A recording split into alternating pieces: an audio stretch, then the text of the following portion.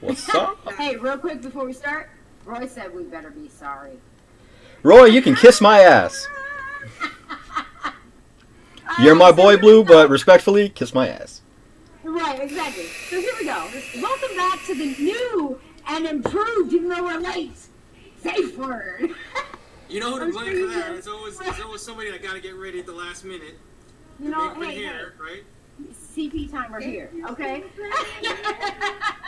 But I'm sure you've noticed by now that there's been some differences to the broadcast, yes? And the most important thing here, guys, is that we're back. Hello, we are going to be live on Fridays. We're here for you. But if you watch the video, can you guess what the kink of the month is? Because that's what we're doing tonight. Miss Sasha.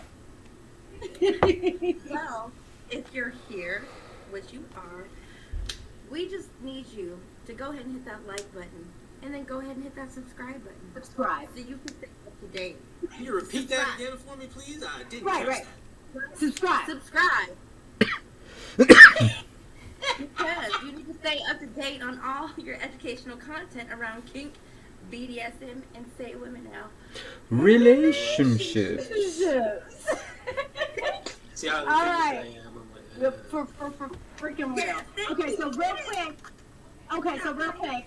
Since our A1, since day one, is in the house tonight, we need to say hello. So, let me say hello to our A1 from day one, Mr. Roy. Crew, can we say hello to Mr. Roy? He rocks with us on all of our videos, all of our channels, all that. You know? Hello. Let's go. Ready? 1, 2, 3. Hello.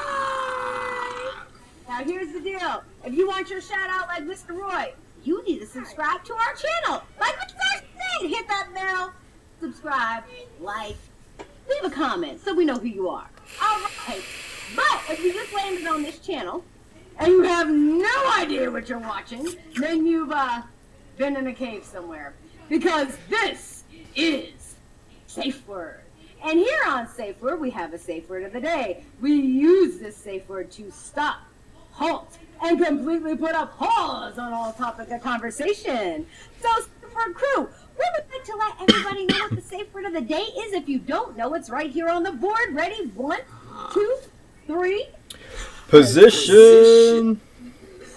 All right, so we're going to say that safe word anytime the topic gets too hot, too heavy, or you just want people to shut the f up. But we are on a new server. So I don't think that we're going to need to use this. But just in you case. never know. Just in case, okay? Just in case. You're saying. Right? Just in case you're saying a safe word and ain't nobody hearing you and you want people to shut the hell up. Safer crew, what symbol do we show? Ready? 1, 2, 3. Kick out. Sultan. No. Sultan. So throw that safe word up. That safe word symbol. If no one's shutting the hell up. But make sure that you say the safe word of the day so that everybody knows what it is. Mr. Kane. Oh, I'm so glad we're back. Miss Sasha, do we have Hot topic. Ooh, it's so early. Nice. Yes, we do. Yes, we do. Yeah. I had a couple doozies. So, all right. As you know, like we took a little break. We were working on some technical stuff, so a lot of the news and everything that I'm bringing is stuff that I really meant to, bring a lot sooner, so that way we could, stay on top of it, keep our finger on the pulse, and really, you talk about stuff as it's happening. But, like I said, we took a little bit of a break. We were working on some stuff, so some of the news, some of the things that I'm bringing up are, a little outdated. About 2-3 weeks old. Then again, how many people are actively searching for, news of kink, BDSM, and relationships? Everybody. Everybody. All right? They're just not looking in the right damn spot because we're right here.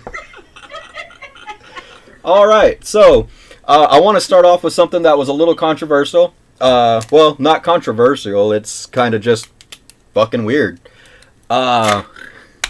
Excuse my language, but... So, there is this lady in Brazil that, so we've had, we've seen some odd stuff, you know, like people marrying objects, you know, things of that nature. Just, you know, people marrying pillows, people marrying themselves, people marrying, you know, yeah, just all that stuff. This lady, like, so it doesn't get too odd, you know, she married a rag doll. She was in Brazil, she married a rag doll. Ragdoll. When you say ragdoll, like Raggedy Ann and Andy. you think of Raggedy Ann. I mean, like, I could pull up some photos for you guys, but like, just imagine a scarecrow, like no lie, like a scarecrow. You could. Raggedy Ann and Andy. If you're from the '80s, you know what Raggedy Ann and Andy. I don't know what you're talking about. '80s. I don't know what I'm saying. So, that's not the odd part, you know. Like, all right, so you want to marry a rag doll, so you know, like, more power to you, whatever you want to do. This lady's mother made the rag doll for her when she said that she was lonely, so her mom, instead of finding her a man, made her one. Wait. Wait, what? Wait, hold on. Wait, what? Wait. Oh, if you guys are getting tripped up, if Give me a son-in-law, I'm gonna make you a son-in-law. I'll make you a friend, baby. This is later, like in life. She wasn't like. Oh, yeah. She had this from when she was young. This was. no, this was a new concoction. This was. Okay. All right, so I don't have the lady's age and everything, and I just got to say right now, if you guys are tripped up now, this story gets worse. I mean, like, hang on. Oh boy. All right, so she married a ragdoll. She basically had a marriage ceremony where 232 people showed up. All right, so I just want to take a brief detour and say 232 people came to a wedding where a person married a ragdoll, and not one person was just like, "Hey, you know, there's people." Wait a minute. Why am I sitting through this ceremony? Who told you that was okay? I need you to stop. Wait a minute. Like, but did she put that on the invitation? Like, they thought. Oh, yeah. Oh, no, people. And his name was Ragdoll. So, and here's the other thing, right? So she said she was lonely, and so her mom made her a ragdoll, but she had 250 guests show up. Bitch, you ain't lonely. You got friends. You got people you can talk to. There's people there. You can't get. That's the point. I never even thought about it that way. All right. But then again, you know, it's like that's your Tinder profile. It's 250. Would you invite everybody? Yo, but no, 250 people showed up, so I don't know like how many invites she sent out, but 250 people showed up. It's Brazil. All they heard was party. All they heard was Brazil. I'm sorry, the guys heard Brazil and they were like, ass. And people just wanted to come out to see what it was. It's Brazil. You already know the Right. thing is like off the wall going on. Dude, I was trying to go to the Olympics when it was in Brazil. So, I'll go to the ragdoll wedding. Yeah, did you heard the girl that, I don't know. was doing- I don't know about y'all, but I can't get two friends to meet up at the bar, and this chick's got 250 people showing up to this fake-ass, Disney-ass 8-year-old wedding, so... Hey, excuse me, that's true love. That's the guy. Oh, okay, hold on, wait. Eiffel Tower, okay? All right, hold on. I'm gonna get... All right, so everybody get back up. You know, like we trip. You guys tripping, so let's get back up, because we got to get back in this race, because there's more. There's more. I'm sorry, Mr. Kane. Tell us your hot take. Oh, no. Tell us more. Oh, no. I'm telling you, like, this just gets progressively worse and worse as, like, it goes on. So they had The a... ragdoll wedding isn't the bad part, is what you're saying. Not the worst of it. I mean, like, that's pretty bad, but it ain't the worst of it. All right, so... She wanted to start a family. Hey, huh? And so they had a ragdoll baby. Hey, what? Wait, what? Like, made one? I'm confused. Well, I doubt he helped. Right. But I mean, like, some people got together and had a... But you wanted a baby. But wait, so she sewed a rag doll? Like, is it a sock monkey? And she's like, this is my baby. Is this like the sugar baby thing that you had to do in like 6th grade where you carried around an egg or a 5-pound bag of sugar? Oh, like, there's a... You had a sugar baby, I had a baby, and I was as a mama. It was like one of those dolls, and they cried. I went to the movies and I cranked that damn key in that hole and put the thing around her, thinking it was gonna stay. No, I put her under a pillow. Oh, it's a shit as a mama. Oh, dear. Damn! Hello, she was a baby. Well, I just wanted to share that story because it was funny. Sorry, shit. Okay. I'm better now. So hold up, Mr. Kane. Mr. Kane. So explain to us, please. I'm sorry we're interrupting your hot topic. Nah, this is taking a sad turn. You brought us back wild and live for our season comeback, okay? So I need to understand how the hell. I understand a lot of things, but how the hell did this woman have a baby? She sewed it? What do you mean? Okay, well, all right. So don't get too caught up in like how they made it. I mean, like they have it. All right. So I mean, You know how birds and bees happen. it's a her husband was a rag doll. All right. So but like I'll post some photos. It's a scarecrow. It's literally like a scarecrow. Like some sheets that they sewed together in a man-sized full scale. You know, like Full scale. I was thinking like. yeah. So no. It's not a voodoo doll. It is a full scale. Like it is a. So her husband is a full scale. It's scaring away crows. It's not scaring away like mice. Scaring It's away scaring crows. Oh. So. Right. So, It- procreate. You can't scare away. So she went to the doctor for all this. Like she really tried to do this process as like, I don't want to say normal because that makes it sound bad, but she tried to go through the process as processingly as possible. She went to the doctor. She claimed she gained 4 pounds. Had an 18-hour labor. Brought back a ragdoll child, and so. I can't. I found some walk away right now.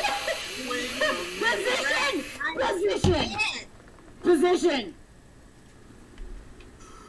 So she goes. So what? Wait, hold on. Position.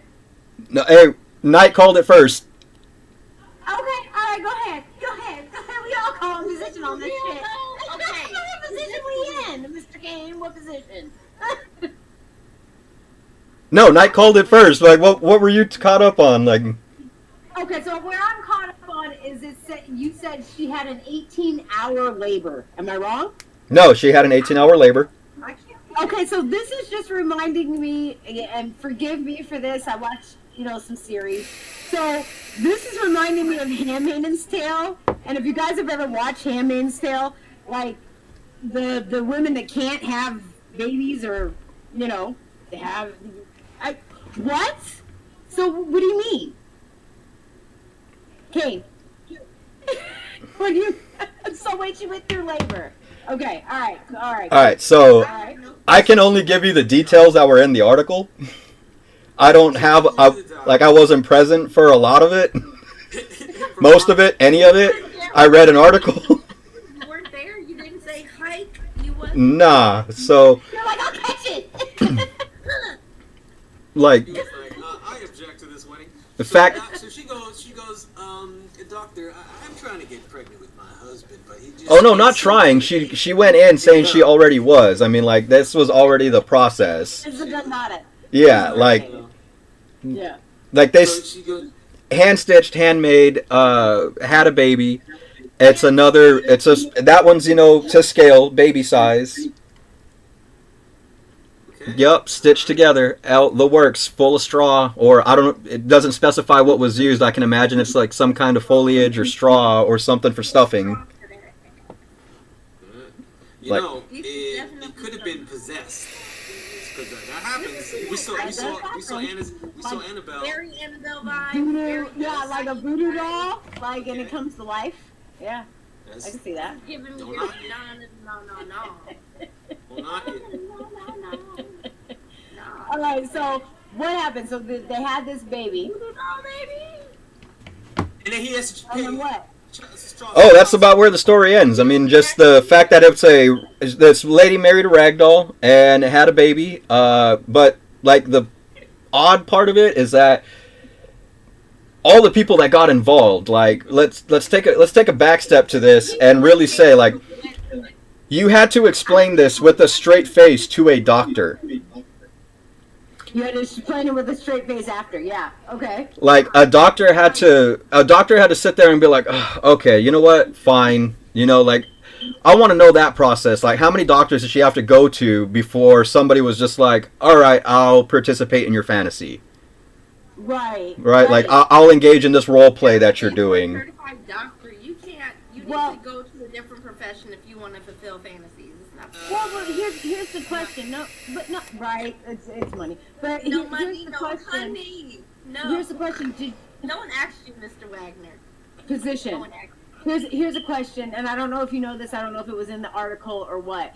But did she go through like a full labor? Like did somebody, a doctor, signed on to this, and she went into labor and like had a ragdoll? She delivered a ragdoll. I mean, like I don't think so. Here's the piece. Don't get too caught up. She didn't stuff it and push it. She just. Too caught up. I'm a woman and I like being a woman. I have babies, so I'm confused, confuzzled.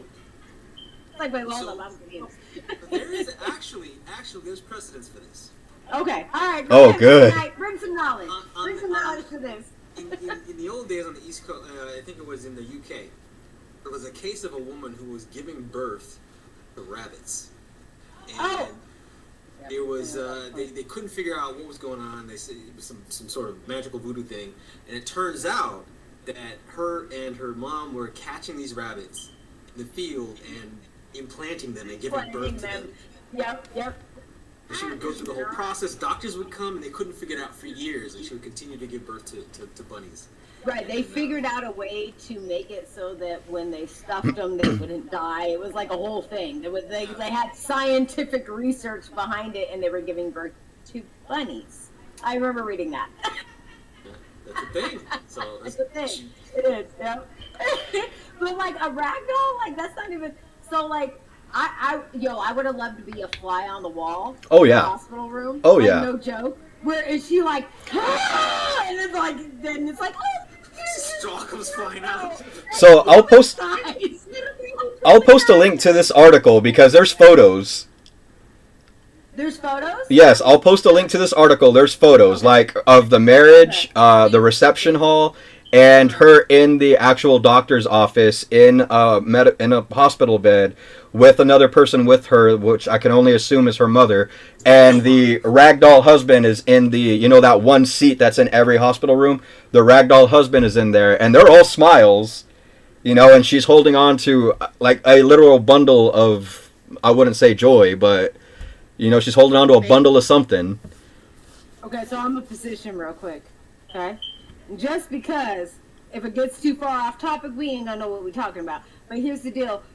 When you told Roy to kiss your ass, he asked, "Whoa, great! What cheek though?" You're gonna have to show up. He goes, "My boy Blue, you know how to turn me on." That sounds like a Patreon. Oh, so if everybody was sitting there thinking I was throwing shade, nah, me and him got a bond, Him and I knew what we were talking about. Click that like button. Go ahead and hit that bell and subscribe. Just hit the bell, subscribe, like, All right. All right, Mr. K. So somebody gave birth to a ragdoll. What else we got? Let's move on from that because we could be on this all night. Oh yeah. We're gonna have to do a whole nother Patreon on this. Right, we were gonna have to do a Patreon live for that one. All right, so. Another thing is, I got a PSA for all of y'all. So, I know a bunch of people, really subscribe to our channel and everything because back in, when we first started out, we were given a lot of information about, the kink and BDSM lifestyle, all that stuff. And we did interviews with content creators and people that, were repping that friendly website and, where they're fans and, only their true best followers were able to purchase subscriptions. So but something just came up where I think it's really important that we kind of address just because it impacts a huge portion of our audience. So for everybody that does like webcamming, posts on those special social media sites for adult content and everything else, one of the big things about it is like a lot of people like to travel. They do meetups, they do things where they like to produce content, create content in hotels and Airbnbs, right? Yeah, no, shit, fuck. All right, moving on, I guess. Damn, can't get no co-host participation here. I'm giving you the visual representation. God damn. Supporting you. All right. Anyway, so would you guys like to know how to find hidden cameras in Airbnbs before you go and produce Yes, content, I would. or? Wait, hold on, wait. There's hidden cameras in our Airbnbs. We need to know this. What? Yeah, no shit. That's why I was trying to bring it to y'all. Right, I'm trying to get you to fucking talk. So, That's a good angle of content. all right. A lot of people go out to hotels, Airbnbs, but what a lot of people don't realize or understand is that a lot of people that host Airbnb spaces or have been previous guests can and have set up hidden cameras. And so one of the most important things that you got to look for when you're booking these locations is they're not going to, be straight up and tell you in the description on, these websites that you're booking on that, oh yeah, there's hidden cameras, here, here, and here. So how do you find them? How do you know if there's any in the space that you're renting out for, producing content, or even just, doing a leisure stay, like just going out on vacation and hanging out. SafeWord's gone out and done a couple of, Airbnb ventures around Vegas. So how did we not know that there was hidden cameras in there? One of the big things that you got to look for is power sources. So if there is a conspicuous looking photograph that's, in a random spot next to an outlet, that's something you got to kind of pay attention to. One of the other things is that certain, most hidden cameras, you'd have to be like James Bond 007 to get one that doesn't do this, but they all emit a frequency. And so I will post a link to a certain shopping website that's very popular, where you can actually get an EMF reader that you look like a Ghostbuster walking through with your little radar gun, and it will actually direct you towards... Pick up on the cameras? On the cameras? Yeah, so it actually picks up on the frequency that the cameras produce, and so this thing will let you know. EMF readers, they pick up on different levels of frequency. So some hit a lot higher and they're way more active, so you get more of a response, and some are lower. But if you move it even around your house, everything emits from some energy, especially when you plug it in. So if you have an EMF reader just in a random space, you can definitely get a lot of activity. Also heard, and a bootleg version is if you have a baby monitor. Bootleg Bootleg version. You could move that around certain things and get static if there's something that is transmitting. Right, if it's you're close transmitting. enough. Well, and did you guys hear about the thing in the news with Airbnbs? They're freaking coming down on all these Airbnb owners because they're in apartments and this, that, and the other, and it's been noise complaints. So now Airbnb has put a clause in place that you're not allowed to have parties or more than 5 guests in a home. So this is what's been going on, because when we rented, it was a certain type of situation and cameras and things like that. But I know in certain areas where it's become a big source of second income, or even in the South, like Atlanta, they've banned Airbnb because of all the activity, people filming, people using it for content. People doing content, all of that. There's been so much that's been shut down with Airbnb. I don't think Airbnb is going to last much longer. But a lot of Airbnbs, if you look at a lot of personal content, if you look at a lot of porn content or OF content, they're filmed in places you got to switch it up. So some people may not want their property shown like that.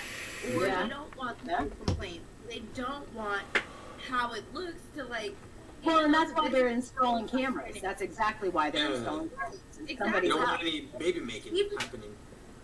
Right, and even if you're okay, say for instance, our situation, we had the amount of people we said we were supposed to have. If we were to meet 1 or 2 more people and invite them over and film some content, that would have turned into a party. Yep, it would have been a problem. Yeah, and it wasn't like we were doing anything outside of what was in our jurisdiction, but still, if it was over the head count, then it was okay, it's a party. So well, it was getting bad a couple years ago, but now they've put in regulations and limitations, and there's all these things, and now they can do actual background checks on the people that come into the Airbnb. That's too much. You're doing too much. Is it though? But is it though? Well, I mean, hotels. It is your home. It is your home. Well, it would depend. If I I had a home somewhere and it wasn't going to be high traffic, and I can kind of regulate, because you have the jurisdiction to like regulate who you let rent to you. It's not like you have to let everybody rent to you. So Okay, but I'm gonna play devil's advocate on this, because here's the deal with all these regulations going into play, right? And then what Kane just brought with the hot topics, I could see a lot of pervs being out there like, well, let's start PMP and put in some freaking hidden cameras. And so like, They can justify it. They can justify it the same way you did. Right. You can say, I'm protecting my property or my Christian values. This is my property. I don't want this happening. Right, it could be totally religious based, right? Like my Christian values, blah blah blah. Right, and then continue. That's the jurisdiction. Don't let the sin be in your home, anyways. Then come on now, in Jesus' name, we ain't gonna do that. I don't know, what you do when you go traveling in Airbnbs You better and have whatnot. a Christian Airbnb then. You better Here's a question, because Kane's super quiet. Here's a question for you, Kane. Would you, okay, let's say we took a baby monitor, we took one of them little thingies that fucking scan a hidden camera, right? We're doing something for SafeWord. We're recording content.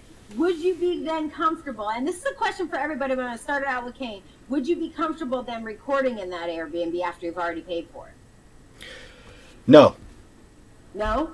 Why? So here's the thing, and I'm going to take it from a very business perspective, right? Okay. So if you're going somewhere to produce content, and I'm basing this off of the documentary that's on, I think Hulu. I don't know if we can get copywritten for.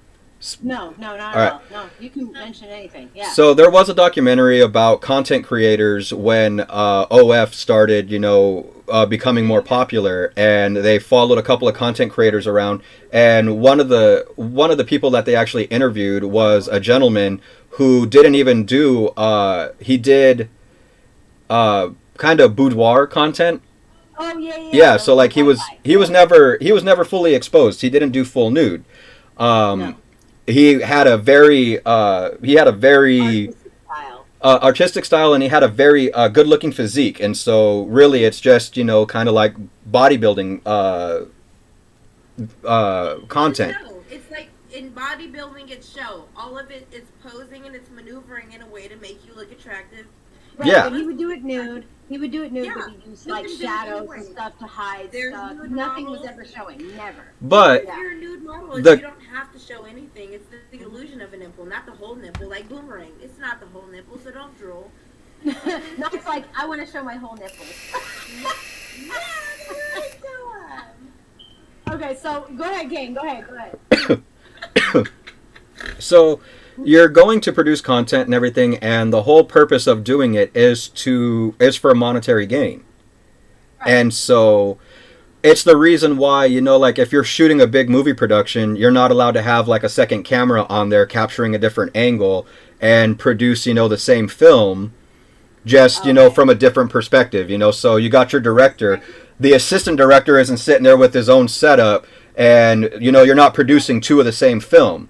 Right, but not to say that I think it just comes down to like a copyright. Like if someone's going to have a hidden camera and capture what you're doing and be able to not so much reproduce it, but you're doing something for a monetary gain and somebody is basically getting it for free, you're actually paying them to have your content because you've rented the space and produce the content, and now they've got, they don't have to subscribe, they don't have to purchase, they don't have to do anything because they had a hidden camera that captured everything.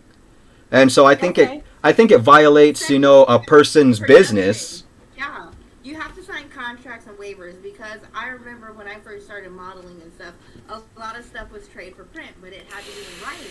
So it's almost like you're trading being at my space to like get footage for free, and it's not even trade for print because there's no consent at all. Like absolutely the hell not. Okay, so we're gonna ask this question because we got Miss Sasha's opinion, we got Mr. Kane's opinion. I'm sorry I'm interrupting your hot topics, Mr. Kane, but this is intriguing. So I just want to know. Here's the deal. Right, that's the point. So here's the deal, Mr. Knight. You knew we do travel series. If we rented an Airbnb and we found out there's a hidden camera somewhere, would you be okay recording content? not. No. Ah, I love it. Okay, we got a team. Turn that off. This is, for a lot of the same reasons.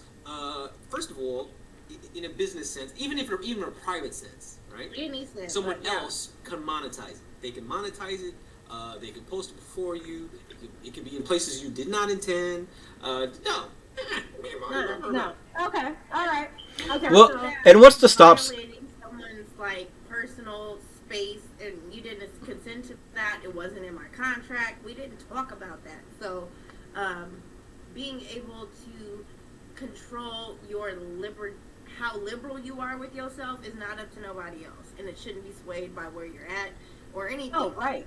Well, and just like Knight said, where it can end up in spaces that you don't intend, and like I just kind of want to elaborate on that a little bit, because Airbnb renters have their own like message boards and chats, on the Airbnb website where they can basically post a review about you as a tenant or as a temporary tenant renting their space, and if they have hidden cameras, they can be like, this is what they did in my spot, do not rent to them. And now all of a sudden you're kind of blacklisted on there. Your content's up on a chat room where multiple people are viewing it, and now they have basically a free service like these other online websites where, again, you're not getting the monetary value that you were intending for or hoping for, but you are getting the publicity. Your content is getting out there, but you're not seeing your cut from it. Right. It's like it's a Craigslist. It's like a Craigslist back page. Yeah, like it's a supplier page where you're telling this person ain't nothing, this person is this, we can milk this person. Oh, I saw this person like this, so you should rent to this person. Like, yeah, no. Okay, go ahead, King. What's your Position. Hell no 10. All right. I'm gonna. This is good. All right, so everybody remembers it's probably been about a year or year and a half now. There was a famous online website. It's still famous. It's still one of the top spots. Its initials are PH. Okay. Now, when people used to go to this website, when you used to go into the search tab, it used to say, like over 11 million videos available. Well, they ran into a little bit of a copyright issue because a lot of content creators, a lot of models and everything were finding out that other people were ripping their videos and reposting them for free. And so now that website, you have to be verified to post content. And when you post content, it has to go through a screening process where they can verify it's the person on the verified profile. So it reduced this 11 million video catalog down to about 5.4. So they got rid of almost 6 million videos because they were all ripped. I can confirm. So, yeah. Oh, yeah, I can confirm. Well, it's like that on even other platforms. Like, we're on the job. We did research. Content, and you look at like the data bank of people posting original content, you see so much stolen content. So it's across the board. We're like, okay. Yes. But it's like an eventuality. Once you get to a certain spot. Somebody sent you a video and you're posting it up there, so that's why they probably got more stricter on their guidelines and stuff, because everybody was posting everybody else's content. Yeah, I was searching. I was looking at all different sites. They were gone. They were gone. It was just gone. The amateur shit was gone. Yeah, and so that was a big draw. But like, it really was. That's what brought people to Pornhub, was the amateur side of things, because people could just post their own thing and do their own thing, and it's like, oh my god, I'm in someone's bedroom. This is hot. You know what I'm saying? But they do that across other platforms, and it's like, it's stupid. And it's like, it would be nice if people could have ownership to their own content and how they show themselves. But it's just sad that like the market's so saturated with people who want to capitalize on other people's original content. Yeah. But everybody does it. I mean, if you think about it, even just on a basic level on Instagram through Reels, okay? One person creates something, it's an original content, it's fucking interesting, and then everybody recreates it with the same sound. You know what I'm saying? So would you be as offended if somebody recreated it or stole it and reposted what you did? Like both. Here's my catch on that. For me personally, okay, If you're reposting my stuff, but you're tagging me so people can find me, hi, Orora Storms. If you're tagging me, okay, then I'm okay with that. But if you're taking because I've had people take my image, my liking, all of it, start a Facebook, be like Black Power when my mama's white. You know what I'm saying? Like, what? Like, that piece I don't get. But, like, if you're gonna, repost it and tag someone, give them credit for their shit, then cool, whatever. You know, because you're already putting that content out there for everybody to see in the public anyway. But if you get big enough, because some people don't. So right now, you're growing, right? So when you get big enough to a point, is there a point where you would say, okay, no? No, because here's the deal. Here's how I see this, and this is just because I've been in acting and all of that, right? Exposure is exposure is exposure. You know what I'm saying? So regardless if someone sees you in this light, that light, the other, they're going to be like, ooh, I like you because, and, follow suit. So as long as I'm tagged, as long as I'm getting credit for my original content, I don't give a shit if you repost it. But now you're trying to take my likeness and say you're me, that's a problem. Well, and that's going to be 99% of the problem, because not anybody who's ripping content or taking somebody else's original content is tagging them in it. So they're just literally recreating it, reposting it for their own monetary gain. So because gone are the days of the people fucking sharing and tagging people. Hey, I found this. It's great. Yeah. It's just called hot videos. My channel's called Hot Videos, and I posted your video to my channel. Okay, nice. Hot videos. You better retweet. Nice. I'm about to check that shit. I'm looking it up right now. Hold up. All right, so Mr. K, we got Airbnbs, we got ragdolls. We got ragdolls. What else you got for us tonight? All right. We just in the hot topics and we going off kilter. All right, and so this last one's really going to take us off kilter, because I know this is going to personally affect at least 3/4 of us. All right. And that's just because, Knight is still an enigma on this show. Like, we haven't gotten to know too much about him. So this is gonna be a double-edged sword here. We're gonna figure out a little bit more about Knight if he shares in our sympathies with this. But it's not necessarily a tragic story or sad or anything. But I always got to bring something to bring us back down to earth. Just cry. All right. Fair enough. And Miss Sasha will be back here in a minute. I'll fill her in. Go ahead. All right. So everybody knows about the Echo Dot, right? Those the dot. Yeah, the dot. Like I don't. What's an Echo Dot? Positions. What's an Echo Dot? He's trying not to say the name. Yeah. If you say the name, everybody's thing will activate and be like, yes. Okay. All right. Just talk. Maybe I'll catch on. It's a she. She, and it rhymes with Alex. Oh, okay. Oh, okay. Got it. Yeah. So. Got it. Those online speaker systems where you can connect to your home and ask questions, and it fills you in, gives you updates, answers your questions. So that special one that I had mentioned earlier, that Knight had said, it's a female version of Alex. All right. So now there's an update, there's a new feature to it, and I really wanted to get your guys' opinion on it, because like I said, I know this is going to personally affect at least 3/4 of us. Sure, me. There's a update where you can upload a 1-minute audio clip of someone's voice, and just like in Mission Impossible, you read a certain sentence and it registers your voice and it can recreate the voice. That's what this technology does. And so the way they're marketing it is, from a psychological perspective, I have an issue with it. You can take a deceased loved one's voice, if you have a 1-minute audio clip, and upload it into this system, and it can mimic and copy their voice, and then be able to speak to you, answer you, everything. So, like on your cell phone and everything else like that, like you would, hey, okay. Like TikTok voice? Yeah. No. So it synthesizes and replicates that voice. So it synthesizes, replicates that voice, so you can still hear your loved ones, and it's not necessarily just that 1 minute audio clip that you have anymore. You can have a conversation. You can ask, what's the price of rice in China, and your loved one through this speaker will give you that information. Okay, position. Just because I'm gonna fill in Candy or Miss Sasha real quick. Okay, so look, all right. So there's a voice app that you can use, right? That Kate, you're better explaining this without me saying names. So just re-explain it shorthand, because I'm not saying names. Amazon's Echo Right. device that Yes, lots of people there we go. have. There we go. You can upload the 1 minute clip of somebody's voice, and it then Oh. speaks in that voice. That's You can deceased. say, That's deceased. "What's the weather?"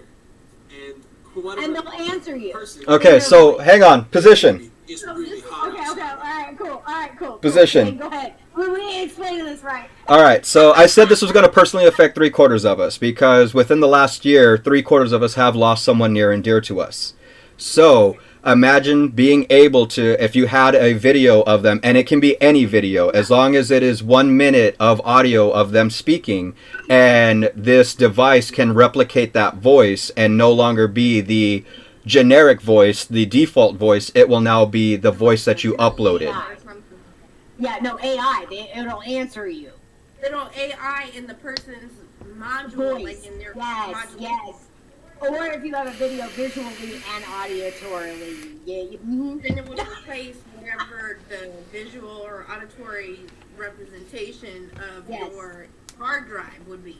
Your hard drive would be replaced with whoever you're trying to replace in your hard drive.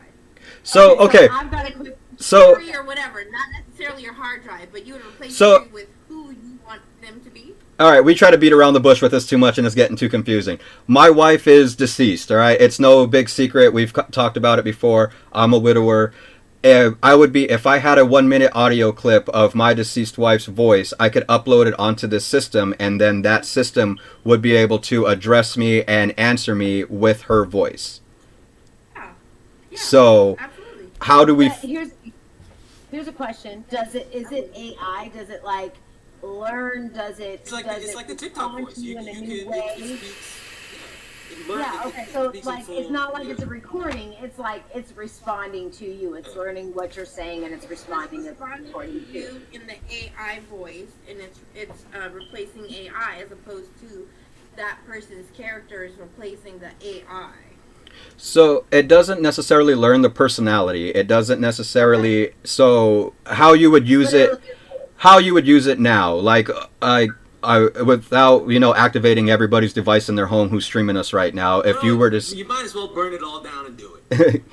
Yeah, it's like your AI voice is now a person's voice. yeah, basically, but.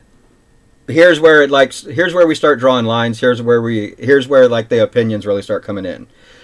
So you have a deceased loved one that you've uploaded in there, and you're used to that person, speaking to you in a certain way, but now it's going to be a very generic, not necessarily monotone, but it's not going to, like when you ask it to play music, okay, I'll play that song for you. It's not going to be the generic voice. It's going to be that loved one's voice, but it's going to be in the same, all right, I'll play that song for you. I don't want that. Yeah, no, not at all. No, I'm sorry, I have a hard time with somebody that's deceased if I have a recording in my phone, right? And I have to listen to it back, that's hard enough for me. I wouldn't want to sit there and live in it and have somebody give me a new answer to where, especially like if this is a new greeting process and I just lost this person, like I could see people getting attached to this device because it's still If it talking. was an unwarranted response, it's no. If I don't want to hear a voice or a person that's not going to be here unless I want a relationship, being on that person being here, I'm good personally. I don't. But it's 'cause I already don't the see- voice. Like let's say Yeah, it's no, already I don't- it's already her voice, right? So that person's not there because we could say, all right, No. it doesn't have to be a deceased person or somebody you know. It could be a celebrity, for example.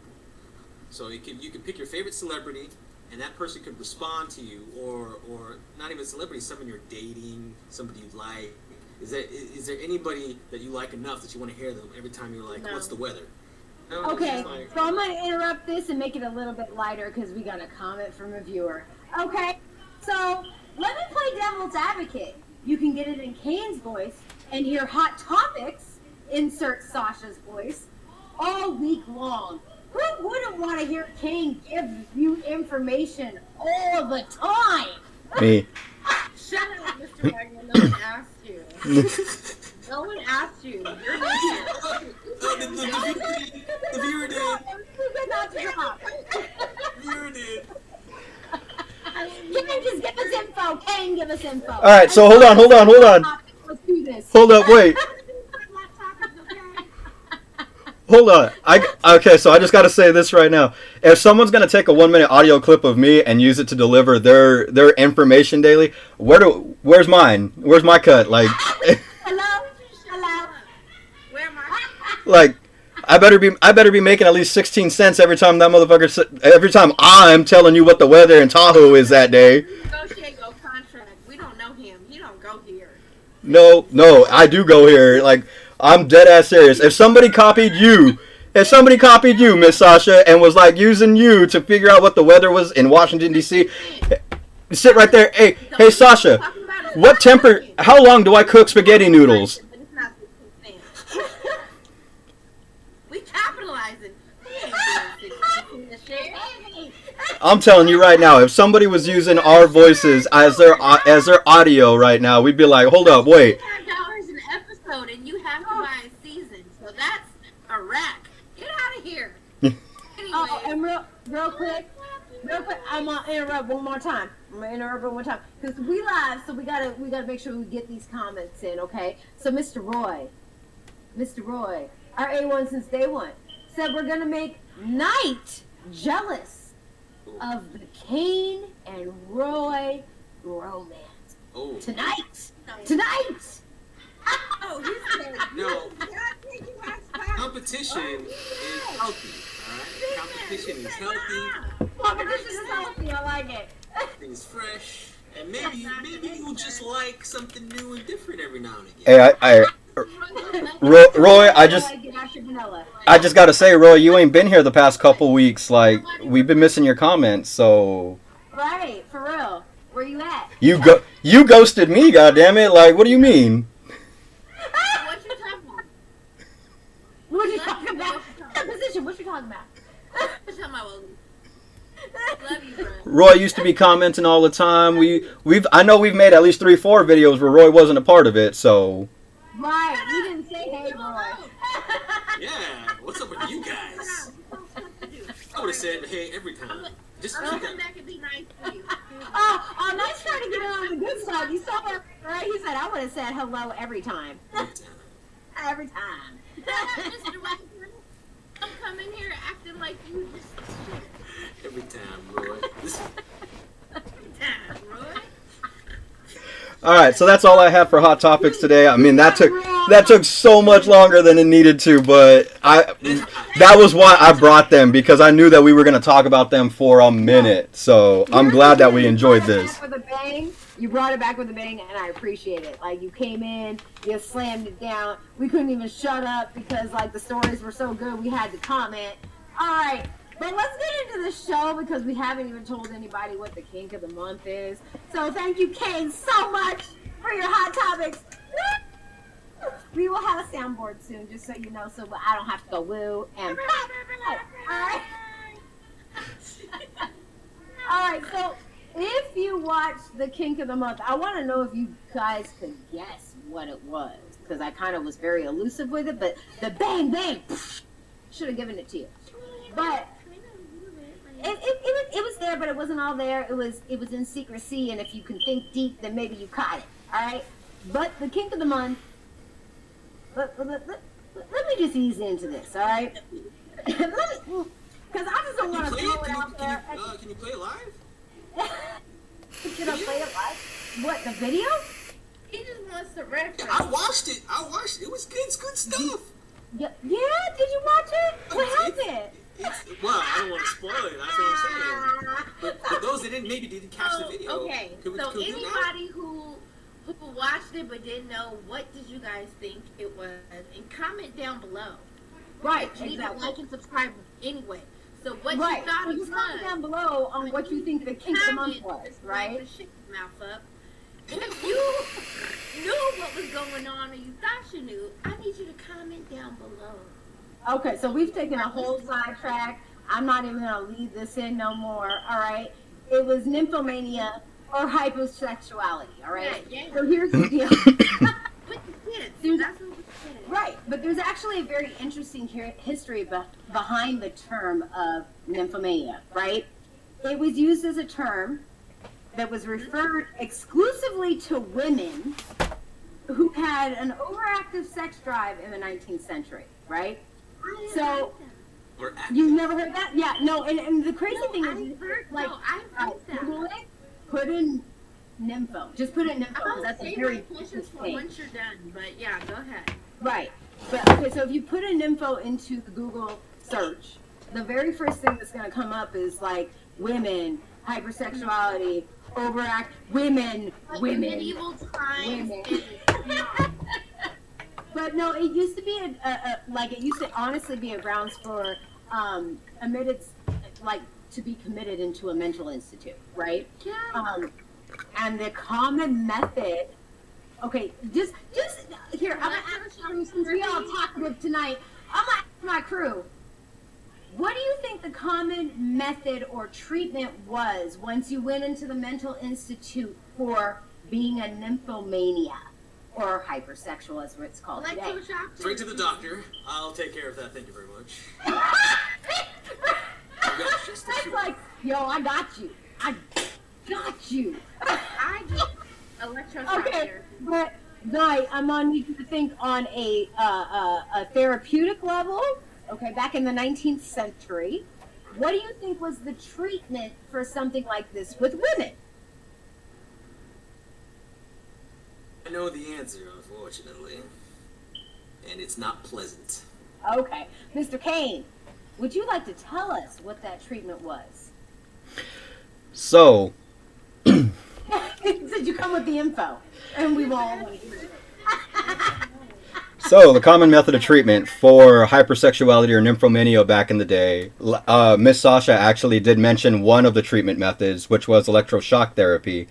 But something that was really messed up back in the day is they were kind of just throwing, shit at the wall and seeing what stuck. So, a lot of the treatment methods didn't really work, and so really it didn't matter what they tried. I mean, they weren't actually hitting the nail on the head. They weren't treating the actual illness. They were just, like, oh, well, let's see if we can shock it out of them. That didn't work. So then they would move into what was called a lobotomy.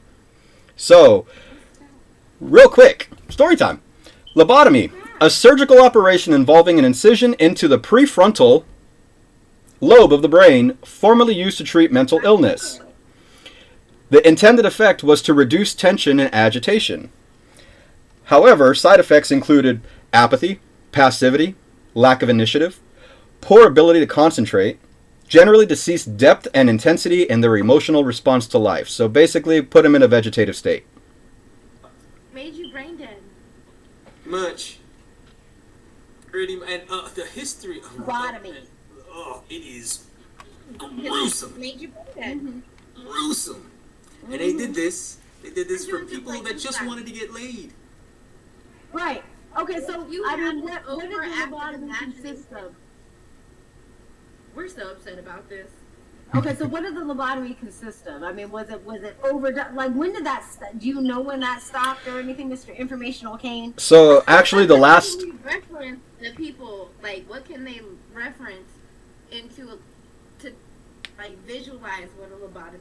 Because that's like, there you go. Do you want to visualize it? Ooh. Imagine taking a power drill with a 1/4-inch bit and drilling a hole without anesthetic directly into the temple, into what is the prefrontal lobe, which is basically the whole entire front portion of the brain. The boys are like, They would go through the ice, the little, you know, like in the brain. they would go through the ice socket, parts of your brain, and they would the original doctor that say performed this, and he would guess how much he needed to go in, and then he would just like move it around a bit. That's it. That's the procedure. And you were awake for it, and there was no numbing medication. Oh Just my so you know. God. Oh, and so here's the other thing. Like, just to throw in a quick reference, the process of mummification. Pretty much the same damn thing. Red hot poker up the nostril, scramble everything, pull it out, stick it in a jar. So I mean, like they were. We ain't talking about mummification tonight. Stop it. It's left. So we was talking about what were we talking about originally? So the last lobotomy was performed in 1967, and the doctor that performed it was disbarred, and it resulted in the patient's death.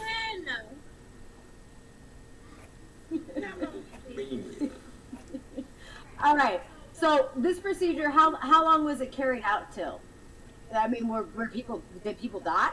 I said that. Oh, I didn't hear that part. The last one, so it was performed all the way up until the 60s. The last one was performed in 1967, and they stopped doing it because they started producing medication to treat mental illness rather than, surgical invasive procedures. The last one that was performed in 1967 actually resulted in the patient's death. Wow. So pretty much they don't call it nymphomania anymore, at least professionally. But now it's called some type of sexuality disorder or compulsive Hypersexuality. Yeah. Right, exactly. So it's pretty much hypersexuality. That anytime that you're over fascinated or infatuated with sex or the idea of sex and you can't control yourself, and it's called hypersexual disorder. Because if you're a nympho, you can't. It's like being a hoe. Like, Right. Where's the line? But that's the thing. Right. It's not like being a hoe because the hoes will do it for money. It doesn't necessarily like mean they enjoy doing it. Where a nymphomania really enjoys doing it and can't control the fact that they want to go and do it.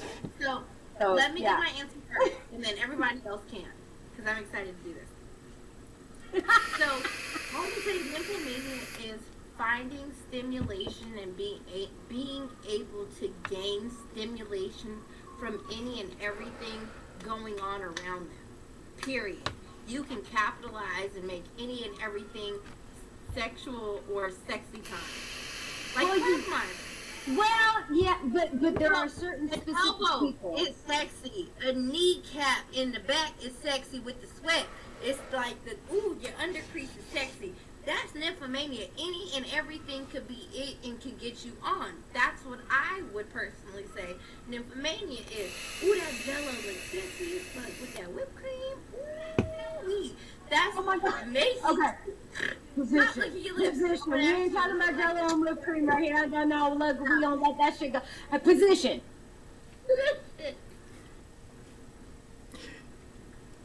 Shut the hell up. No. But something like that to that extent is what I was saying. Position. Okay. Hold up. Pause. Time out. Hold on. I love your personal opinion, but we're going to take this from the scientific perspective first. Okay? Because there is an actual disorder with this. There is actually people that can't control it. And it's not like you can see everything and make it sexual, but you are consistently turned on. Let's just put it that way. You're always in the mood, okay? But I mean, even with the new name as far as hypersexuality, right? There still is an adopted practice or a diagnosis for treating hypersexuality, right? Or is there, Mr. Kane? We're pulling out a book. Okay, we're pulling out a book. Okay, Easy. Oh, it made easy. Okay, we're pulling out. Okay. So, What is this? so this is the DSM-5, and if for everybody that's ever studied psychology, it's basically the Grey's Anatomy of mental disorders. So almost every mental disorder known to man is detailed, and methods of diagnosis and methods of treatment are all in this book. In that book. Yeah. So, like every mental disorder's in that book? Well, no. And that's why I bring this up, is this book was created for that purpose, to house every mental disorder. However, hypersexuality is not in this book because there's no accepted practice of diagnosis. So it's kind of one of those things where it's not a problem until it's a problem. Wait. Hypersexuality, nymphomania, that's not in the book anywhere? Nope. Okay, so I would say this. This is just me going out on a limb and like crucify me if I'm wrong, but I would think nymphomania was like the umbrella and everything else falls underneath it. And then you have your niche in there, because if you could just do it and get off, then you'd just be vanilla to me. But a sort of nymphomania would be stipulations and regulations and different type of special events and occurrences that get you off, as opposed to just man, woman, get off. That's just me in nymphomania. Like any and everything can get off, because man and woman, you're naturally going to want to. But no, I think there's actually a different disorder for that. People who are aroused by generally everything. That's Everything, that's an actual different disorder. Yeah, that's a different disorder versus nymphomania, where it's like you just have a very. That's why they call it hypersexuality, because you have a very high sex drive, and it's like, I need it and I need it now. And that doesn't matter who it's with. You need it now. Other disorder where everything turns you on, and not just. Because I know some nymphos that say a lot of stuff turns them on, and they say they're just into weird stuff, but it's like if the wind blows against you, I think that's a little bit different than nymphomania. No, it's separated. And nymphomania is something that's very different. Yeah. Nymphomania is different. Yeah. So, okay, so wait, explain it to the. You got your DS. What is this called? So everybody knows. Repeat the fucking book so that everyone knows what it is. Wait, Sasha, Kane. Repeat the book so that everybody knows what it is, so they can go grab it if they wanted to. Well, it's called the DSM-5. It's really easy to Google look up. Chapter 12 deals with sexual dysfunctions, and of the sexual dysfunctions listed, I'll read them off to you right now. Male hypoactive sexual desire disorder, where the patient isn't much interested in sex. So not that it's hyperactive, hypoactive. Erectile disorder, premature ejaculation, delayed ejaculation, female sexual interest arousal disorder, woman lacks interest in sex or does not become aroused enough, so not the opposite way. Right. Very common. Yeah, I was going to say that. I was like, oh, I've heard, okay. Genital pelvic pain penetration disorder, which, self-explanatory. Right. Yeah, that's self-explanatory. There's pain with insertion. Female orgasmic disorder. You don't achieve an orgasm. You don't achieve orgasm. Right. Substance medication-induced sexual dysfunction. So something that you're taking or doing is reducing your sexual drive. And other specified or unspecified sexual dysfunction. So that's where you'd think hyperactive sexuality would be. Other? So the only thing that's listed in other is as an unspecified sexual dysfunction. Use one of the other categories to categorize an other. Okay, so wait. So something that was classified strictly to women, right? And there was lobotomy practices that were happening in the 19th century, right? How is it not in this book at all when now it's been called, it's no longer a nymphomania, which was specific to women, right? It's now hypersexuality, which goes across the board. How does that not make it into a psychological disorder book? Because it's not a disorder, y'all just being slutty. What you got, Sasha? No. It's okay, so it's okay. I'm gonna take it back. I'm not trying to jump on my soapbox, but I'm hopping. So because we create people. So we have to be sexual and stimulated so we can be receptive. Oh, wait, we're going to get to that in a minute. I'm going to put you on pause. Because that's coming up. Position. That's coming up. Hold that thought, mama. Hold that thought, because I want it, but not yet. Hold that thought, but not yet. Okay, I want it all, but not yet. I can't give it to you because I forgot it now. You stopped it, so damn it. Train has left the station. Go. At least the video would be referenced for the real conversation. Now, guys. Yeah, no, for real. No, I want it in a second because we're about to bring up the whole fucking female versus male shit, and I want that opinion. But, real talk. Okay, so there is no formalized diagnosis or symptom for hypersexuality, is what you're saying. So, That was something else, and I don't remember. basically what it boils down to is, just to give a quick reference, everybody remembers the X-Files. That's right. All right, so you guys remember the guy, the main agent on there, Agent Mulder. Mulder, yeah. David Uh-huh. Duchovny. All right. What was his name? David Duchovny. David Duchovny. So I brought up X-Files because I don't know the dude's name off the top of my head. But David Duchovny was actually diagnosed as for having hypersexuality disorder, and he actually has a very interesting story because it got to the point where he wasn't able to maintain a job, wasn't able to maintain a relationship. Right. His hypersexuality was actually interfering with his ability to live a acceptable, socially acceptable life, because Right. he didn't have an interest in anything else other than, for lack of a better term, where he was going to get his next fix from.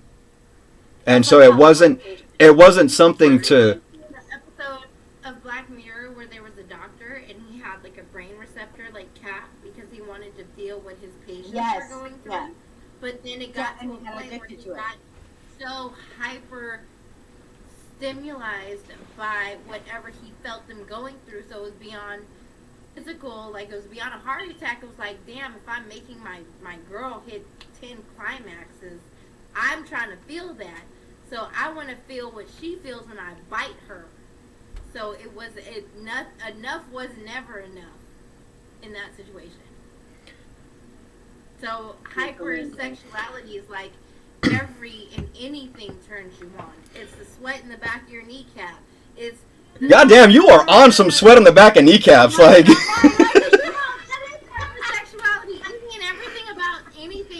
No. Okay, so like what you're talking about is over fetishizing.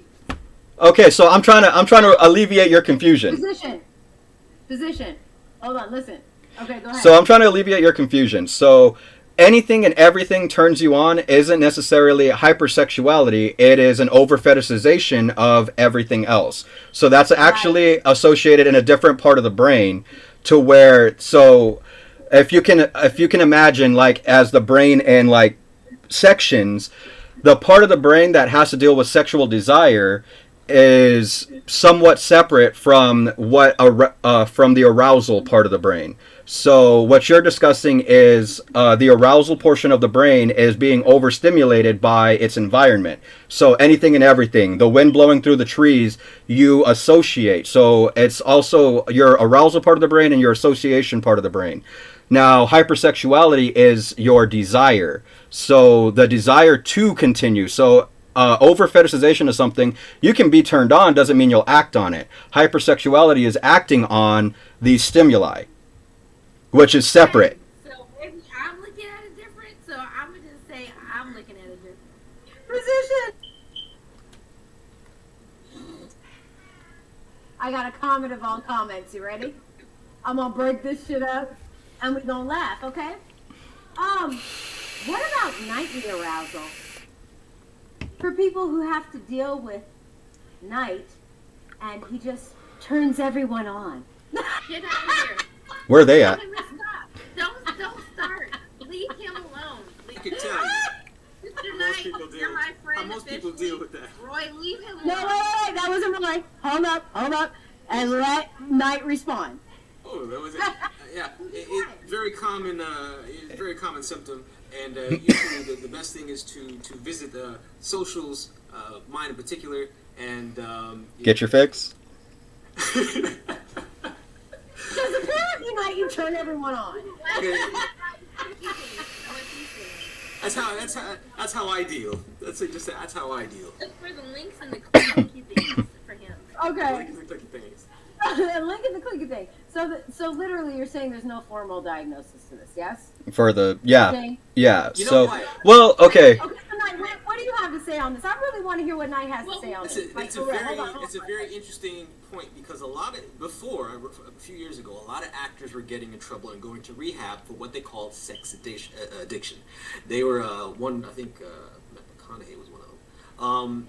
He was. He was like, oh, I had to go to rehab for sex addiction. And people were like, come on, is that a thing? Really? Right. You just get caught cheating all the time, and So it sounds like because they couldn't classify it, that's what they called it, and we were just making fun of people that were legitimately really having an issue.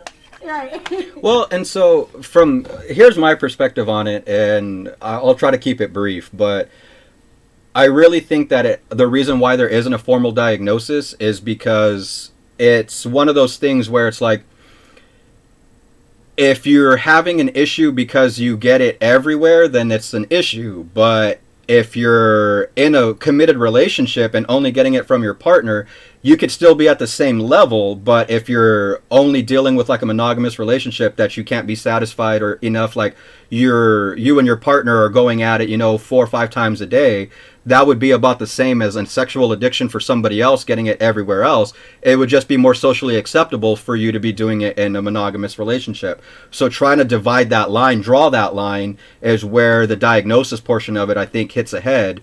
Because how do you say, oh, this person's okay doing it, this person over here isn't, even though they're both exhibiting the same damn behaviors? The difference between a hoe and like a nympho is pretty much what you're saying. Like, you need to go find this stimuli any and everywhere, as opposed to you finding the stimuli with a committed relationship. Yeah. Pretty much. If I'm not stupid, I'm just saying. Okay, and so we have a comment. He said they did a whole show. It could be taken in any way, shape, or form, but that's what I got. Position.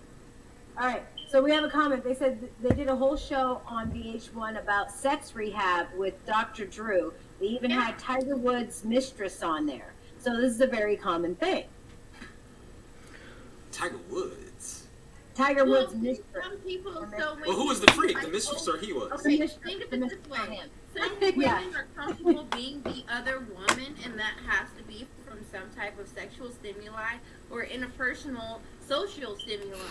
So no. Wait, hold on. I'm going to interject on that because that's not necessarily true. With women, a lot of times it's about attention. So it's not necessarily about the sexual act where a nymphomaniac. No, wait, hold on. Position. Because a nymphomania can get it from anywhere, right? But somebody that is attention seeking. Yeah, attention seeking is somebody that, like, they're going for it for a whole nother reason. And a lot of women will do that. Not all women, a lot of men will do it too. I know men that do it, but they do it for an attention seeking, affection type of a thing. They're two separate things in a sexual desire. Yeah. A sexual crash test dummy or a sexual, like, you're doing it for the attention. Or it could be sexual is what you're saying. It's like you could be a attention seeker in a different way, and that's different between a voyeur or anything. Right. You're still an or someone that's someone that's seeking sexual gratification. Hold up. Is seeking sexual gratification. Someone that wants attention in general, because you can still do sex and want attention, but not necessarily sexual gratification. What you're getting out of it is the attention on you. So, real nympho? Anyone know an actual nympho? Can we yes. Hi. Well, no. Okay, Orora, no. Hold on, because I'm about to put it into a perspective that hopefully we can all agree on. I'm a partial nympho. I'm not a full nympho. Okay, let's just put it that way. All right, so a hoe will still a hoe still has a line that they won't cross. Like somebody who likes to sleep around or likes to enjoy sex still wants to enjoy it with an attractive partner. still somebody that they're interested in, still somebody that they can create a connection with. Whereas a nympho will not draw that line. You know, it's got any port in a storm. You know, like it doesn't necessarily have to be somebody that they want an emotional connection with or have one, Right. or even really want to see them the next day. It's just, you know, you're what works right now. Look, I've known a lot of nymphos, and it's like, hey, I'm a janitor. I'm cleaning the hallways. Hey, that dude's unlocking a, you're going under a private door. I'm coming with you. I need it right now. This handle on the lock made me feel something. I need to, and they don't care. Like, it's the sexual gratification, and afterwards they're like, that was great, that was good. Bye! Even And if that's it all wasn't it good. is. Even if it wasn't good, they were Even if just it like, wasn't hey, this good, is what I it was needed. just- was what I needed at the time, and there's no emotional connection, there's no attachment, there's no seeking of attention. It's I needed my rocks off, or I needed that physical connection, and now it's done. Even if they didn't get the rocks off, I needed that physical connection, and now it's done. And that's the difference between what Sasha was talking about, where somebody needs attention or is seeking something else within that. It's purely physical. It's purely like, I just need this touch, I need this feel, I need some. It's close to a drug addiction, because I've dealt with a lot of people that are nymphomaniacs, okay, or hypersexual as it's called now, and literally, it's about the physical connection. There a lot of times, I mean, I've met people that they get attached, or there's some emotional something that's trauma from their past, but for the most part, it is that physical attention or that physical touch, because they didn't receive it somewhere else. And so that's what drew them to this, because it's just like, oh, I need it. It's like a drug. These endorphins and dopamine that's released or whatever. And Yes, that's that what touch, this. all of it is something that is comforting. It's something that's comforting. It makes them feel good. So, yeah. But, okay, so. Kane, here's a question. And I'm going to bring this back around until Sasha comes back in here. We're going to ask her the same damn question. But do you think, because he was like, hi, me, hi. Do you think that you have any hypersexuality tendencies, or do you think that you're hypersexual all the way? What's your personal opinion on that? Well, so, I mean, I'm going to go ahead and put it out there. I'm a guy, so if somebody wants to, and if I want to, then, I mean, game on. But I wouldn't necessarily say that I'm hypersexual to the point where it's like I'm constantly actively seeking it because I need it in that moment. And it's kind of a bit of a struggle, because I kind of fall in line a little bit more with what Sasha was describing, where, like I said, I have a foot fetish. So I can get aroused by seeing, feet somewhere, but it's not necessarily something that I have to act on in that moment. Whereas if I were to classify myself as a hypersexual being, then it's just like, oh, that chick's in flip-flops. I need to go talk to her. I need that chick right now. Her feet. I was aroused. That has to go down. There's nothing else. I had a doctor's appointment. That's in 15 minutes, but let me see if I can go holla in the next 10. I'm confused. Okay. So, because you're talking about restraint, control, right? Yeah. But you said you're a guy, and most guys will admit they will. There isn't a line that they wouldn't cross. And you said you're down to go all the time, as a guy. So is there a time where you would say, no, I'm not into it at the moment? Well, I said that I was a guy, so I mean, like, if the opportunity presented itself and I was game, then yeah, game on. But And like, so there's a time when you're not game. yeah, so I mean, like, there's definitely instances where it's just like, hey, not at this point in time, or let me get your number, maybe a different time. I'm able to kind of, prioritize a little bit better, whereas somebody with a hypersexuality disorder wouldn't be able to prioritize that, because their top priority is always, let me get some. I get what you're Guys saying. like that, right? Wait, Sasha, hold on, wait, real quick, because we're going in a circle. Oh. What I asked while you were gone was if you consider yourself a nympho, right? Or if you have nymphomania, hypersexual tendencies. So Kane's explaining his piece, and then we're gonna move to Night. Okay. Because at least for for me, I can't think of a time when I would say no. I mean, unless it was an adverse sort of situation, it would affect somebody, or it is Right. I'm in church or something like that, right? But generally, physically, I can't think of a time where I wouldn't be gay. I wouldn't consider myself, for example, hypersexual or anything in that nature. Or Okay. am I just a hoe? No. Well, no. Am I just a- No, right. I wouldn't say that you're a hoe. Say that. You're hypersexual. So you have hypersexual tendencies. I wouldn't say that you're hypersexual per se, right? You're a guy, and guys have their quote unquote, right? But the problem is that like there's specifications, and I don't think that like from what you're explaining, it doesn't sound like you just need to get it with whoever, the stick in the broom closet. Like, you don't need to do that.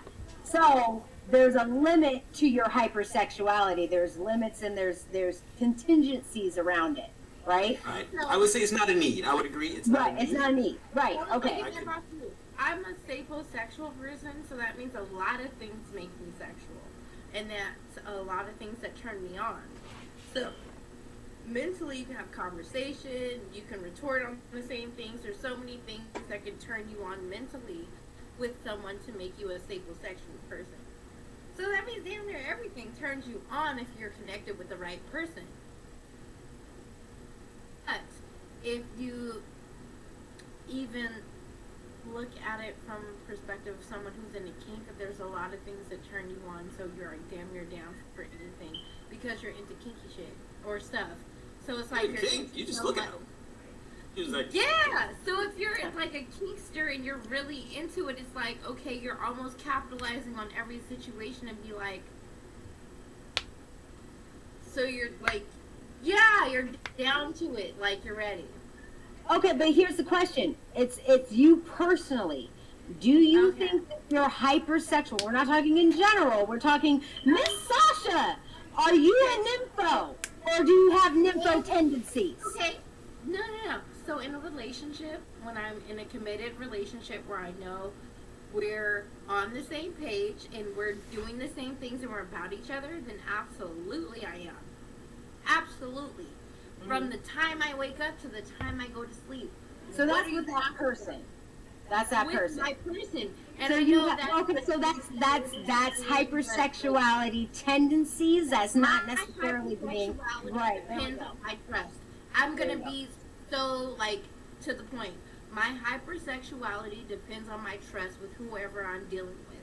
Whether we're in a committed long-term relationship or we're just placing partners, my wholeness. Your depends drive on is to the connection. Your drive is to the connection. So if you have a my connection, then the wholeness drive is there. depends on how honest you are. Okay, wait. Mr. Knight has a question. a question. Okay. So in this relationship, how many times in a day would be too many times for you?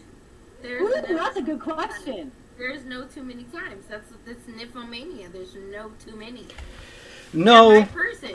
If we have a sexual history, we have an honest communication on what we're doing, and there's a retort like we have like it's a beyond physicality where we communicate. It's like it's never-ending story. Never-ending story. All right. So you can go every half hour if it was possible. I mean, So- just like shower, go, Okay. shower, go, Target, bathroom. Okay, so I haven't answered the question yet, but I know that Mr. Kane had something to add on to it. I saw him like, I need to piggyback. What you got to say, Kane, before I answer my question? No, go for it. Go ahead. This is me in a situation. Don't think I'm the whole game. Just in a situation. All right, hold on. Mr. Kane, what did you have to say? No, nothing. Go for it. Okay, all right. So the question was, do you think that you're hypersexual or a nymphomania? I can be. I definitely can be. Yes, and I can shut that part of myself off as well. But I'm not to a point, I would say it was tendencies, because I'm not to a point where I'm like, I see a broom handle. Dang, that janitor looks good. Situationally. Let's go in the closet. You know, I'm not. Back on that and ask the question: is it situationally for you? If No. you're single, Nope. And this is what I'm explaining. So I'm telling you that I have hypersexual tendencies. Listen very carefully. Hypersexual tendencies. Okay. Single, doing my thing. Cool. I have a high sex drive. That's what I would say. Is I have a high sex drive. Okay. But I'm not somebody where it's considered almost a disorder because I have to do it with everything, everything makes me think of it. Yes, I have a dirty mind. You know, I'll see a broom handle and be like, oh, it looks like a, you know, but I'm not going to sit there and be like, I got to go do something with this broom handle or the guy next door. You know, like, it's not that bad, but, hold on, wait. Hold on. Hold on. But it's not that bad to where it's like I see somebody and I gotta take him into the, you know, gas station, quick trip, Shell station and be like, yo, let's get this for a second. Because if you did watch X-Files or Californication, though, like, they really did give a very good basis of what nymphomania looks like. it was Their life almost is peak destroyed. lifestyle. Like you had to be like, "Are you with the shit? Yeah, I'm with the shit." So is you trying to do it right now because I'm trying to do that? No. All Right. then. I mean, there's So you points trying to where do it people later? there's people that have hypersexuality disorder and they literally will, it's almost like being bipolar. They will destroy their lives because they need this. You know what I'm saying? And it's regardless if they're in a relationship, if they have Yes, families, and they will get kids, involved with That's people. bad. right. They will get involved in some kind of situation because this is what they need. It's So bad. there's a difference. There's a difference. Well, What were you gonna say, Kane? You're piggybacking. I see you. well, What you gonna say, Kane? I really got to cut you guys off and try to realign the perspective here, because you guys are really misconstruing what hypersexuality disorder is by saying that you exhibit tendencies. So it's think of the difference as between a klepto and a thief. A klepto has to steal something. Wait. Nah, go for it. Go for it. Wait. Go for it. So sometimes you be teetering on the cusp. It's, at least for me, there's sometimes where you can be like, okay, depending on your situation. If I'm in a relationship with somebody, I'm a full on nympho. If I'm not in a situation, if I'm in a situationship, it's all different. So No, but we're talking about nymphomania. Is it condition or is it choice? Condition as opposed to a choice. So that's what Kane is trying to describe is the difference between a choice and a disorder. Well, Okay. what I was trying to explain is a klepto has to steal something. If, like, the watch on the counter, it's available, I won't get caught. You know, like, it's uncontrollable. So having the advantage of control is what removes us from the nympho hypersexuality disorder. Right. Being able to exhibit a sense of control. So you control being in a relationship and needing it from that person. Yes, you might have a overactive sexual desire towards that person, but it's not hypersexual. It's like saying, I play Call of Duty, I'm a veteran. No, you're not. Right. You're not in the shit until you've been in the shit. So, Right. it, like I said, a thief likes to steal stuff. A thief gets paid to steal stuff. A klepto can't help it and will take Can't help everything. himself. Yeah. So the fact that you guys can help yourselves, you guys have you guys can control it. You have an overactive desire, not a hypersexual desire. Right. That's the Exactly. level of superiority of women against men. The level of restraint. No, but we're not getting into that. Okay. Shopping Position. shopping what? But I am going to piggyback off of that just a tad. I'm going to piggyback off of that just a tad because one of the things that I brought up, and I'm going to bring this show back on the rails because we got off track big time. So I'm going to need everybody to position and shut their mouth. Okay, so here's the deal. All right, so, Sasha, listen. Okay, so back in the day, this was considered just a female disorder, right? Yeah, right. It's something that women suffered from. Right. So why do you think that was a reason? Like, why do you think it was categorized to women? That's, why was it just women? Because, okay, hold on, quiet, before anybody speaks anything else, all right? Here's the deal. We heard from 2 men tonight that sat there and said, I can get there, I'm a dude, blah, blah, blah. Yeah, I may not be hypersexual, but I got some... Okay, so we know that guys can do this too. If you watch any of these shows that we mentioned tonight, X-Files, Californication, the list goes on, right? It's all about males that have these issues. So why do you think that it was categorized only to women? And I'm going to kick it to Mr. Knight first. So everybody shut up, and Knight's going to speak. Shh. Okay. Very simple, very easy. It wasn't until now, not today, Gerald, but these days, that women had a sexual identity. Okay. Even in the 60s, when they say it was the time of love and everybody was doing it, women's desire was still taboo. It was not a thing that was talked about. It was not a thing that was recognized. Before this lobotomy, women used to come in for what they called hysteria. We would have, and doctors would stimulate them and cure their hysteria by essentially masturbating them into an orgasm. Yep. and they couldn't even call it that then. So throughout time, just until now with the sexual liberation, it was, and even still in some countries, here in Europe, especially in Amsterdam, it's a lot more open, whereas opposed to, let's say, somewhere in the South where, talk about it. Your own home, can't talk about it. Nobody goes to the new. You can't go to a new beach in sun because oh my goodness. Oh so yeah, right. that's why we don't see the men could be called hey, good for you, and women are like, oh wait, no, you're not supposed to do that. You're supposed to be in the home making babies, keeping your mouth sandwich, that whole thing. Okay, so I'm gonna hold on real quick because the men came in and said I could be and they came in with their little nympho. I could be a guy. Somebody kick it to the other guy on the show, the veteran on the show. Okay, and why do you think that it was categorized? And plus, you're like this history guru. Why do you think it was categorized only to women back in the day? Because men wrote the fucking history, and they didn't have to sit there and say, I don't have a problem. When I do it, it's okay. When you do it, absolutely fucking not. So it's the 19th century. Yeah, you're going to have men sit there and say, I sleep around, but it's not okay for my woman to sleep around. So, of course, if a woman does it, it's an issue, but if a man does it, it's not.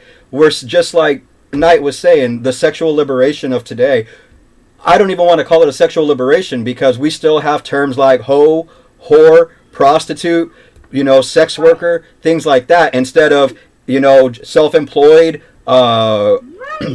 just normal, natural, things like that. So you let one specific gender, and I'm a hardcore feminist in the aspect of, yeah, I think guys really did take this, way too far back in the day. Really were drunk on that power, saying it's okay when I do it, it's not okay when you do it. Like, if you really think about it, women weren't allowed to drink back in the day because that was for men. Women weren't allowed to vote back in the day because that was for men. Men make decisions. So. Okay, so Miss Sasha, from a woman's perspective, okay, so we heard from the men on the show. From a woman's perspective, why do you think that this was categorized as something that was only geared towards women, being a nymphomania, being hypersexual? Because women wanted more of their men when they went off to war, and they weren't able to supply that. Women haven't enabled, they want to procreate. So if your men are going off to war and all you want to do is procreate, that's why there's so many semen's illegitimate kids. But nonetheless, I think it's really passed off more as a woman's disease. Is because women are very sexual creatures because we make babies. So our body is gonna Your biological clock is ticking, ain't it? No, it's not like, your biological clock being ticking, it's like your job is to create babies. So why Is to would we create not life. be more sexual than men? Our Well, and- our eggs are developed, our bodies are ready to receive. So why would we not be more sexual than y'all? All y'all gotta do is just. So you think that they were right by categorizing this only to women? To a certain extent, yeah. Men are just like ignorantly led by their penis, but women are like indigenously led by their ovaries. You're describing a biological condition that happens in Right, both right. sexes. It's not Right? biological. I was like, that's like some scientific So shit. just like I mean, like, we're predetermined to want to procreate because our bodies are like incubators for fucking like semen and shit. So like, Okay, why so- would we not like want to make babies? Like, Okay, so here's the thing. but it's proven Right. that women prefer Are more in sexual. every species No. prefer We're a single sort of what is it called mating partner. Well, hold on, the- wait a the- minute. I'm gonna Most interrupt women you on do that crazy one. stuff. Hold on, wait. It's the males that compete. It's the males that compete. Fucking position. men's I'm gonna compete, correct you but on that women one. are ruthless. No, position. Okay, I'm gonna correct you on just a little piece right there, because I went to school for marine biology, just so you know. Dolphins and female dolphins, fuck just the fuck, okay? Dolphins, yes. And they have a hypersexual drive more than the male dolphin. Yes, that is So true. you can't Dolphins go and certain monkeys. there and say in general, no, doesn't work general. like that. No, It's it's not. general. It's not general because dolphins are one of the most intelligent creatures on this earth, It's and one they're very species. close, right? But they're very close to our intellect, and they fuck to fuck. They also kill to kill. So In general, because that's one species, so not the other 99 species don't get around like dolphins and certain monkeys. And certain monkeys. right, and certain monkeys, exactly. They Certain fuck to monkeys. fuck. So me personally, I think the reason that it was even directed towards women is a lot like what Kane said. That like, who wrote the goddamn book? Who said what could happen? Okay, and like women couldn't even show their ankles. So you're sexual? Oh, we've got to give you a disorder and give you a lobotomy. You know what I'm saying? It's just really recent. Honestly, it's very, very, very recent within the last 20 years that they re-diagnosed this and called it hypersexuality and made it so that it's across the board. well, It's so not just- I kind of want to pepper something in here, and it's kind of a little bit of a piggyback, but I really think that a big portion of this was, if you look at it from a biblical or religious perspective, which was, 90% of the backbone of that drove, like, pretty much conscious thought for a very long period of time. Well, now even. Yeah, a big part of religious practice and everything is practicing faithfulness. And if you really want to look at what I consider, the top 3 religions in the world, Christianity, which Catholicism falls under, and then you have Middle Eastern practices, which just based on population is a huge portion of that, and Hinduism, or the spiritual religion that is practiced in India. Of those 3 big religions, only one of them really harps on monogamy, which is Christianity. Whereas the other 2, it's not necessarily monogamy, it's kind of one-sided monogamy, where the female was expected to be faithful to the partner, whereas the male was able to have more than one wife. So not necessarily... You know that there's still, Every religion is like that. A woman can't be monogamous. A woman can't be sexual. They're a vessel to like make kids and make babies, but Well, they want you to be accepting of like some like swinger stuff. well, no, that's not every religion. Let's not go there. That's not every Not religion. every, But- but right. there's some that display that characteristics. I need Okay, to all right, but real quick, have you guys ever heard of, there's still a practice that's happening to this day in India, in a fucking village in India, right? And this is just a quick story, sidetrack, okay? there is this village in India where, like, if you're married to your husband can then say, you've cheated with no proof whatsoever. And this woman has to come in front of the entire tribe around this fire pit, and they burn these coals all day long, right? And she has to stand there and pray and ask for forgiveness, even though there's no proof that she's done anything, okay? And then what ends up happening, and this was actually on the History Channel, there was a documentary, and what ends up happening is in front of the entire village, they pull the coals out with tongs, and they place it on her tongue. And if her tongue blisters, she's a liar. If the tongue did not blister, then her husband's a liar. Nothing happens to her husband, but if she was a liar and her tongue blisters, she is stoned to death. To this day, that is still a practice. I would like to know what the success rate on that is. Right. Well, in the documentary, it was crazy because the woman's like, ah! And they put the coal on her tongue, and she didn't blister, and she's like, and freaking out, and everybody's like, yeah! All the women and the men are like, because like they wanted to stone her or what? I'm like, wait, what? Like, it was really freaking crazy to watch this documentary because it's like the human body is going to blister with hot coals on your tongue. Well, it's easier to throw her in water and see if she floats, and then I was just gonna say that. The Salem witch trial. So real quick, and then we'll end this, okay? Because we've gone on way too long. I got one question that I'm gonna bring back from last week, and we're gonna try and wrap this up in a quick 20-minute thing, okay? But we said in the last slide we were gonna bring back this question on if size matters, right?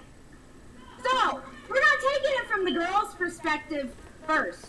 I want to know from the guy's perspective what your experience has been with women, not within your guy friends, because we all know it's like, oh, penis size, let me measure this shit.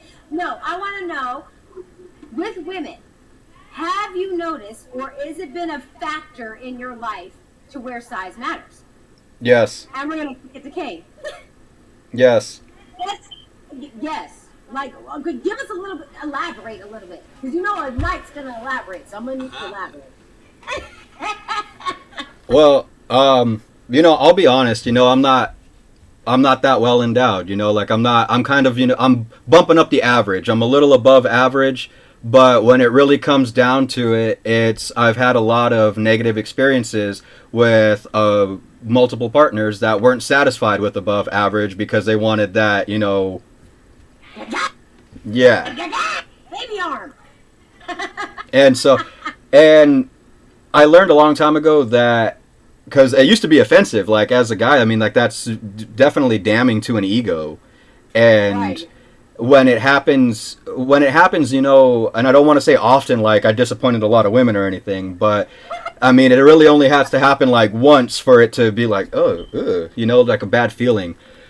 I can honestly say that if I were to be dealing with somebody who wasn't satisfied with what I brought to, the bedroom, then I kind of learned to push my ego aside and say, well, then that wasn't somebody that I needed to, mess around with anyways. If they weren't going to be satisfied with what I brought, then they weren't looking for the emotional, they weren't looking for the fun aspect of it. They just wanted, for lack of a better word, be stretched out. the finish. Yeah. Right, exactly. The fantasization.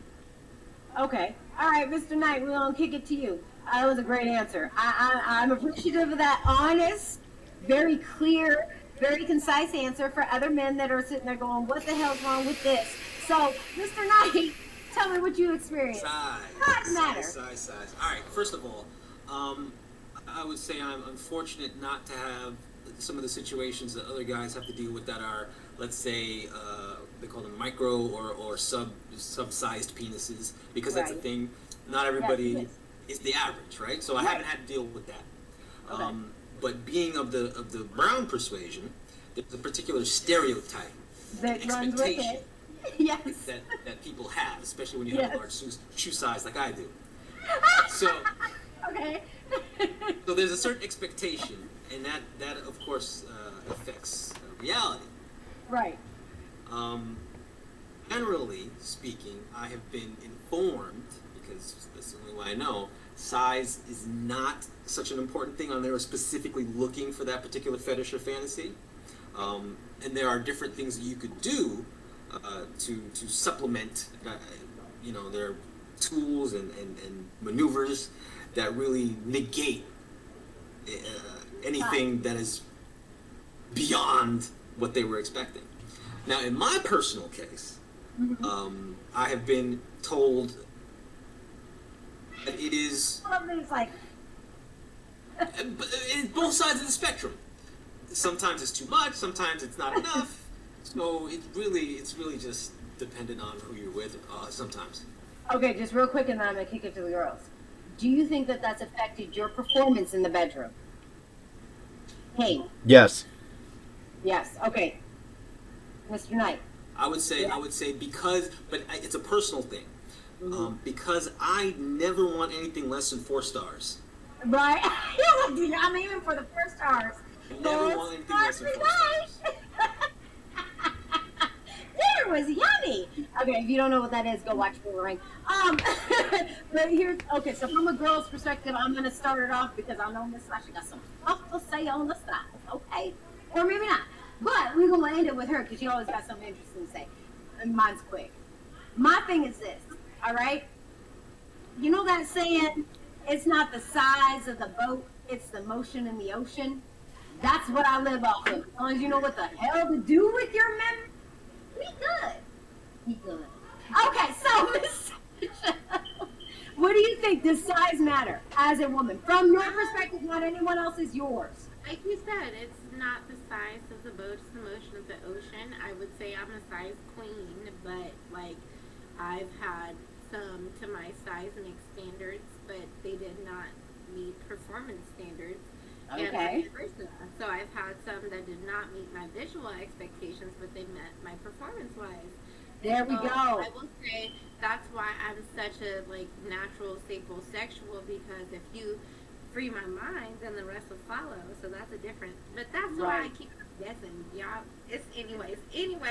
How this is how we ended with Miss Sasha. This is why, because she gave you a brief breakdown. We're not talking about me no more. Knock it back down. It's size, but it's not size. Know what you're doing, but I get turned on by your size. Okay. All right. Well. Actually, but let me ask a question then. So if you were to get someone to send you pictures, dick pics, right? Okay. Would size be something that would make that picture more interesting? Oh, not necessarily. No. No.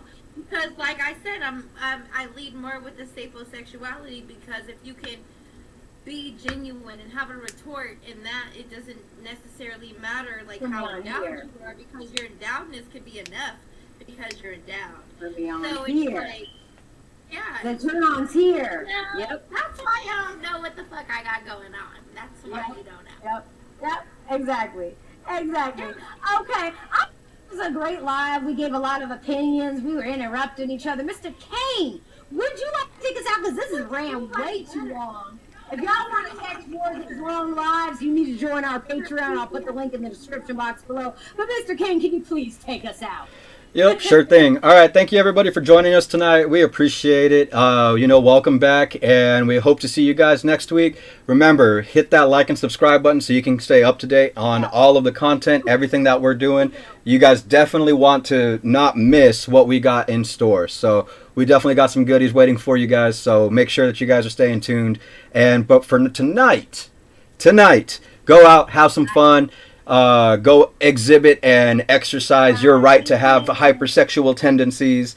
All right, and we'll catch you guys next week. Stay safe, stay strong, and as always, remember your safe word. Good night, everybody. Yeah.